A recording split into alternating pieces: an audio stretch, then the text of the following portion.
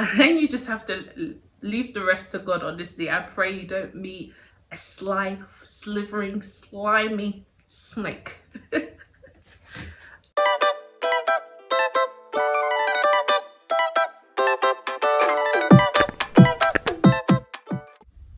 Hi beautiful people, welcome back to my channel. Welcome, welcome, welcome, welcome, welcome, welcome, and forgive me. Okay, I'm just gonna get this out of the way. I'm gonna give you guys a moment while I drink on my water to just be abusing me. Say whatever you want to say about me, about the fact that I've been gone for so long.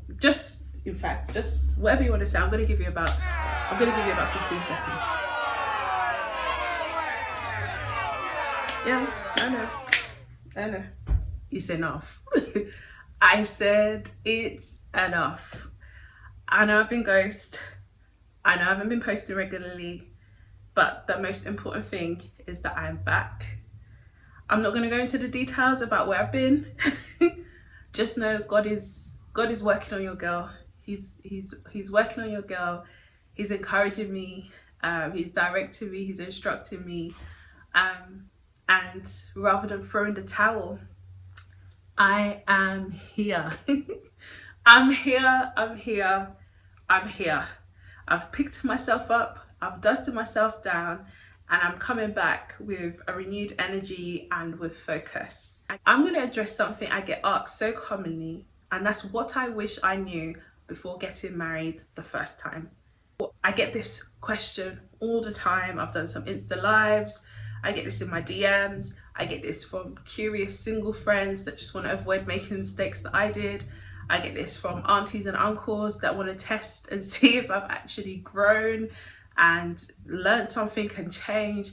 I get asked this question so much, and I think there's a lot of kind of wisdom that actually can be shared, and it's just good on my part to do that reflection. So let's get into it. The first thing I wish I knew is just how important upbringing is, how important my childhood experiences and any traumas or any things that I've been through with my family would have had an impact on my romantic relationships, how I communicated, how I expressed myself, and my expectations. The way in which we behave and act is shaped so much by what takes place in the home. We don't realize how much of an example our parents are to us when it comes to molding us and helping us to see healthy examples of relationships. We don't realize how much our childhood is so important of giving us good representations, healthy representations of marriage, of partnership, of communication, of emotional support.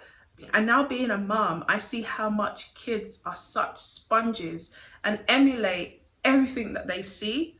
So if you are in a home that's turbulent, where there's constantly disagreements and things of that nature, it can be very, very difficult to learn how to communicate in a more healthy way. We don't realize how much we take this forward into adulthood and how much this impacts on our relationships. So if there is an absence of a really good example, a healthy example of dialogue, what conflict resolution looks like in the home, it can be so difficult to learn and apply these skills yourself. Any unresolved childhood issues or things that you've got going on will somehow manifest itself down the line. A lot of us think that we've handled situations from our past, we think we've dealt with things, we think we're whole, and we enter these relationships and we get confronted with all of these unresolved issues, because marriage puts a magnifying glass on character. Think about it. What's your communication style? What did you see when you were growing up? Were you in a household where everyone sat at a table and spoke to each other and communicated openly about how they were feeling and what happened in their day? Were you really transparent with one another? Did everyone eat separately? Did you learn to hold your emotions in? Were you told that men are not supposed to be expressive and men don't cry? Were you ever told I love you? Did you see people give people the silent treatment, for example, when something happened in the home? Did your parents go days without talking to each other? Did those days turn into weeks and months? Were people overly expressive, overly emotional, very mushy? Was there a lot of conflict in your home, a lot of shouting, a lot of aggression, a lot of name calling? What did you see your mum do? Was she a stay-at-home mum? Was she a working mum? Was she the main breadwinner? What did you see your dad do? Was he a working dad?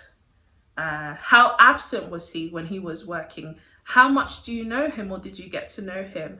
Or was he a stay-at-home dad, which is not so traditional? How much did he do in the home? Was he helpful? Did he help with cooking? Did he help with cleaning? Did he help with the things that you needed to get done when you were a child, with your homework and otherwise? Was he present at parents and teachers meetings? Like, these things may seem so simple, but some of this may shape our expectations. It's either we expect the same or we want different for ourselves, and we project that. And sometimes we're not equipped to be able to communicate those expectations, or we don't really even know. And a lot of the times we go into relationships wanting to emulate what we've seen, if it's good and we like it, wanting to avoid what we've seen, and may not necessarily be equipped with the skills to communicate that. We may go in with expectations that our spouse really can't meet. And that can be a problem. That could be a big problem, as I learned. So I think I would say that's the first thing I wish I knew. The second thing I wish I knew before getting married the first time, and I believe the two are connected, is just knowing myself, loving myself, knowing my worth, knowing how a woman should be treated. Not what I've seen, not the unhealthy examples of what I've seen, but just being able to assert boundaries, having self-worth so that somebody else couldn't dictate that for me. I wish I knew myself so much more. I wish I knew who I was at the core. I wish I knew what I wanted for my future and desired for my future. I wish I spent more time traveling, just seeing different things, experiencing different things, because these things broaden our mind. It opens our mind so much more. I wish I knew how God saw me. I wish I didn't allow pressure, expectation to shape my decisions. I wish I was firm enough to say, actually, this is not for me right now. I wish I was brave enough to walk away when I saw the signs. And I think a lot of that comes from knowing yourself and loving yourself and being able to stand firm in that truth. Because if you don't know yourself, everybody else will tell you who you are. Everybody else will tell you what you're supposed to do, where you're supposed to go, how you're supposed to act. I wish I knew myself more, is what I'm trying to say. And that in knowing myself, I would be able to project that and set the boundaries and expectations for what I wanted for my life and my future. Not the life that others wanted for me, but me, what I desired. Because at the end of the day, when everything goes left, you will count the number of people who told you to do this and thought it was a good idea that are still standing beside you. So just some food for thought for you as you embark on your own journeys and figure out what it is that you want for yourself and make that decision in a life partner. Because honestly, I'm telling you, the person you lay down with at night, it matters. It matters. The person you spend your life with, you trust with your dreams, your hopes, your aspirations, it matters. And then you just have to leave the rest to God, honestly. I pray you don't meet a slithering, slimy snake. You can only do as much as you can do. And just pray that God will put the right person in your path. I think I've said enough. Until next time, I look forward to sharing so much more of what I've been reflecting on and learning in this time. Make sure, please, guys, help me to help you, to help me, to help you, to help me, ultimately. Support this channel, guys. Do share with your friends, share with people, talk about it. I want to interact. I want to get to know you. Talk to me in the comment section. Let me know if you've been in similar situations, just even from your relationships. What have you learned?